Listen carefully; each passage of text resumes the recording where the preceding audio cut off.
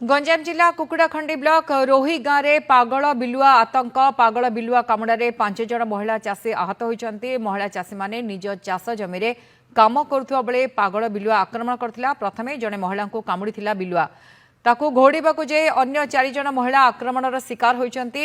आहत माने आड़पड़ा मेडिकल चिकित्सा पर घर को फेरी।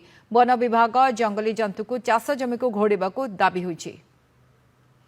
अधिक आलोचना करबा दिगबंडी रिपोर्टर कालूचरण नाहक फोन लाइन जोड़ी। कालूचरण पूरा अपडेट एने कौन रही?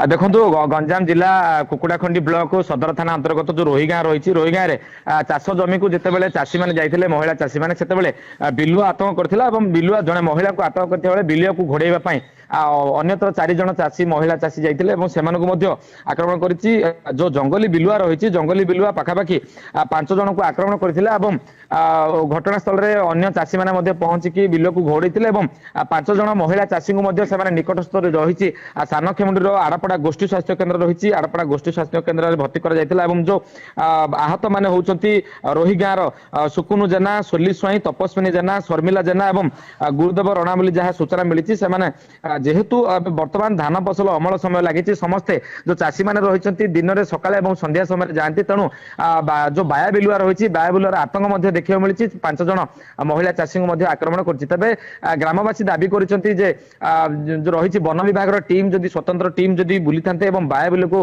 घोड़ाइबार सहायक होता तेज चाषी मैंने निजर धान फसल करते 5 जन को जो आक्रमण कर आगामी दिन में जदि बिलुआ आक्रमण करे गाँव अन्य लोक आक्रमण शिकार हो सूचना मिलूँ। बहुत बहुत धन्यवाद। कालूचरण नाहक थे दिगबंडी रिपोर्टर संपर्क अधिक सूचना दौले।